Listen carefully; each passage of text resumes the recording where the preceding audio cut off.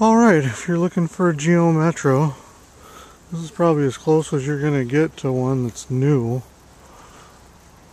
It's in excellent shape. Drives like brand new. Even put a new dash mat in it. Car is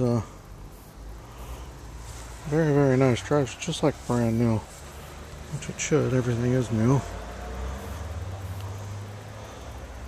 We gotta walk around here.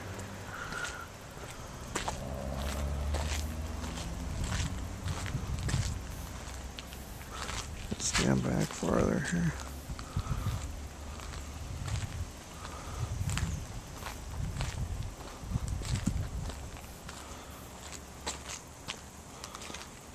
Good tires on it. Those are probably in the previous video. The only ugly thing on it, and you probably can't even see it unless I point it out, is there's a scratch right here and right here. And if I could find the right touch-up color, I would have made it go away. It's got a couple dings around it. People opening doors and stuff. But it's in exceptional shape. Can't even imagine there being a nicer Metro out there right now. Give you a good look at it here.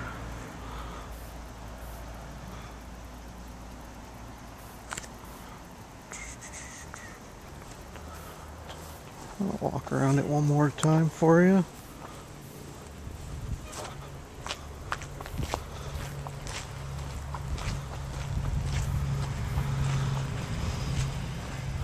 But if you're not into the early Geos and you like airbags and all that good stuff, this is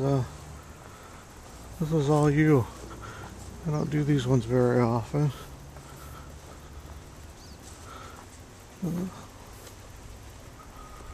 But it is an LSI, so it's as nice as the Metros come. It's got the nice seats, the nice interior. Yeah, you couldn't ask for a better Metro. It's going to make somebody a good commuter car for many, many, many years. Brand new factory muffler.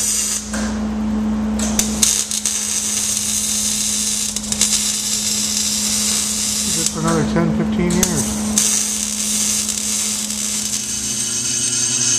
Alright, I'm turning the front rotors on this 95 LSI. Already done one pass to pull off anything that all the hardened surface. The rotors are like brand new, so I'm barely having to take anything off. Right now I'm just doing just a tiny little cut. I'm just putting a satin finish to it. Really, what makes the brakes work perfect versus normally if you went to a parts store, this cut is, they call that good. And you can see the difference between a beautiful cut and just a normal cut. These brakes are going to just work flawlessly. But you can totally see the difference in what you get at a machine shop. And it's just, I finger it feels like it's just smooth and I can feel the roughness up here. This is where a Holster was in a few minutes. This is where your pads out 30,000-40,000 miles, and this here, if you drive good, it took you years before you have to put pads in. It's all in the meticulousness of it. Anybody can rush through and end up with a product that works. If whose product works the longest, it saves you money. Just cutting these rotors correctly is worth a couple of brake jobs with no problem. Maybe 3. I get a long ways out on a set of brake pads.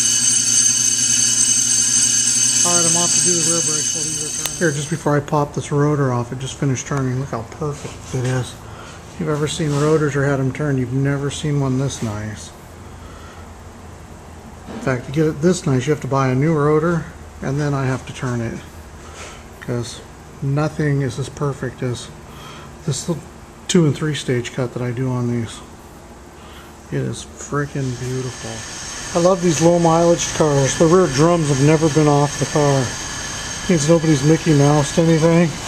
Just makes them so much easier to put back to factory. Just pop them apart. New shoes, new bearings, nothing goofy. The drums can be cleaned up so they're still like brand new. My favorite. Alright, like I always do, when you get done putting your new shoes in, when I take it, make sure that you got all your anti-seize points done. And we don't want any road salt getting to these things because they're going to be on here for a decade. And we paint everything black. Well, you can paint it any color you want. I just use black. Don't worry about getting it on the shoes. If you watch my other videos, not a big deal. The other side's ready to go too. And that's all I'm doing.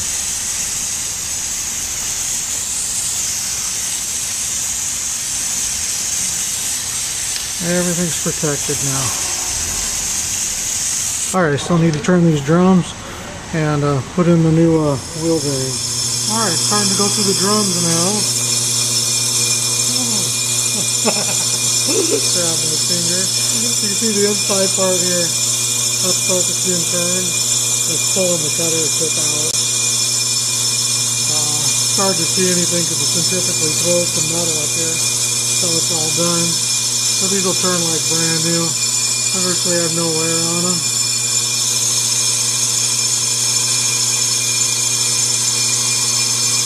Alright, I don't know how well this camera shows this, but that's one cut on that rotor. It is, well, it's one cut, then me putting a different cutter in it to do a satin finish to it, but that's perfect. Perfect, perfect. At this rate, I would imagine you could probably do that probably 10 times and still be within legal limits. So maybe like 1.5 million miles for a set of rotors. I would say that's pretty decent. Alright, that's what your rear brakes look like when they're done. Everything's painted on the inside, the outside. You've got anti-seize on all your studs. Your cap is back on. It's not all beat to death. Dun, dun, dun, dun. Same thing on this side. Everything looks brand new again. And then I'm actually in the middle of doing the fronts right now. And I've got my caliper brackets already been put back on. The bolts are already lubed. The pins have been taken apart. You can see how they've been all lubed up. These things should float like they're just cutting the hot knife through butter. That's what makes them perfect. Obviously, you've probably already seen in the video the rotors being turned.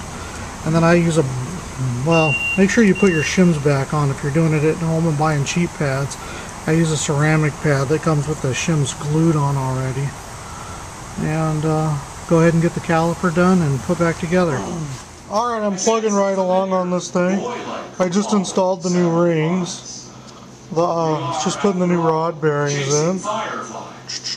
And I'm ready to put the last piston back in. The number 3 hole. And then we're going to drop the head on and fire this machine up. Okay, when you're doing your head bolts, anti-seize them and take some air and blow the holes out in the head.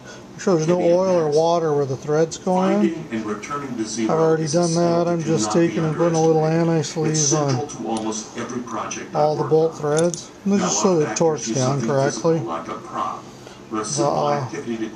and then just start dropping them in like so.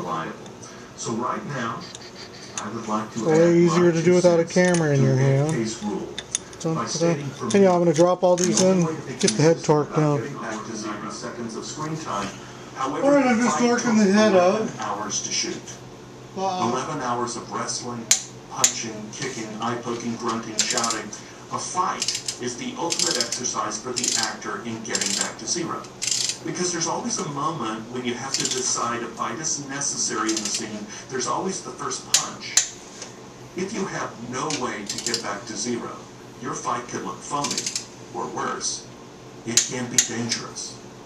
In truth, my character was never supposed to have a fist fight with Mel Gibson. Bill Duke's character was. Now, Bill Duke was really one of the bad men in the movie. He played a killer. I was just a computer geek, a sort of white collar. I just wanted to show the video of it being torqued because it's a pretty long ratchet breaker bar. And you can see how hard I'm pulling. And that's why it's so important to use a torque wrench. Because guessing at it is incredibly hard. And you really can't do it with 3/8 drive tools. You gotta have rough-inch tools. Mummy 3 asked me if I wanted to switch deaths with Bill. Well, this was great news for me. It was like kind of a promotion. Geeks never get to fight with Mel Gibson and have a dramatic death. We usually just get shot or get electrocuted by a faulty 3-prong plug. We were going to make cinematic history. So we're about to rehearse the fight. And Mel... Alright, so I'm going to go over them all one more time. And that'll make sure that they're all... When I hit them, they're torqued. But you kind of get the point from there. He smiled and shook his head and said, okay, for those of you that think that a 1 liter and a 1.3 liter are virtually the same engine, technically, yeah, for the most part they are. Except for when it comes to the timing and the way the engine's fired. Since it's a 4-cylinder, normally a 1 liter, the timing belt is set on the compression stroke of the number 1 cylinder. So you got your timing mark down. The piston right now is all the way at the top. I'm right, it's right on TD. See, I've marked it top dead center. Got a couple marks down there. I've marked the cam pulley. I've marked the timing mark on the cover. Now, here's where it gets different from a 1 liter to a 4-cylinder. The distributor rotor is pointed at number 1, which is well, it's just basically just behind the screw, but it's number 1. The cam falls into that position when the timing mark is on, because the distributor can only go in one position.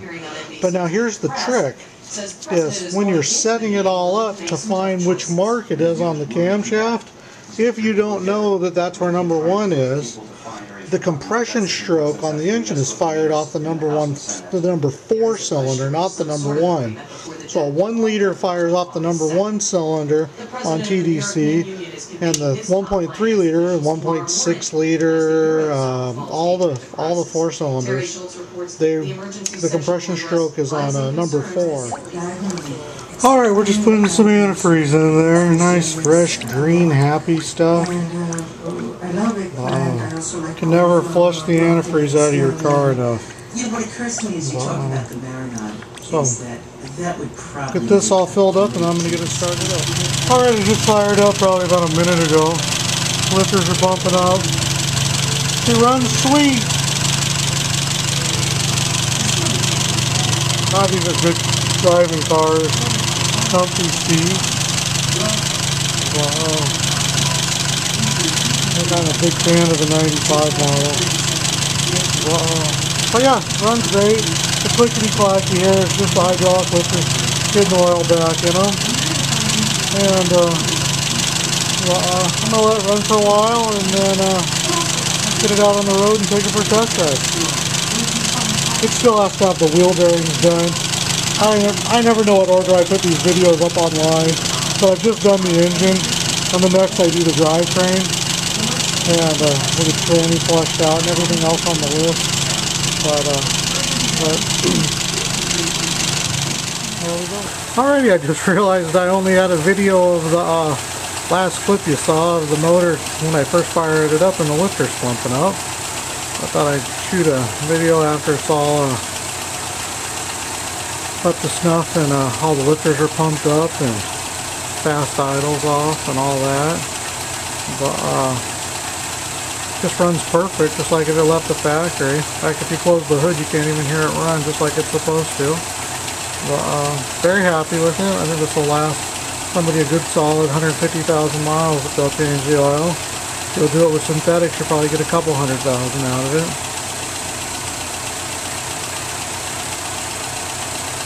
Yep, she sounds sweet.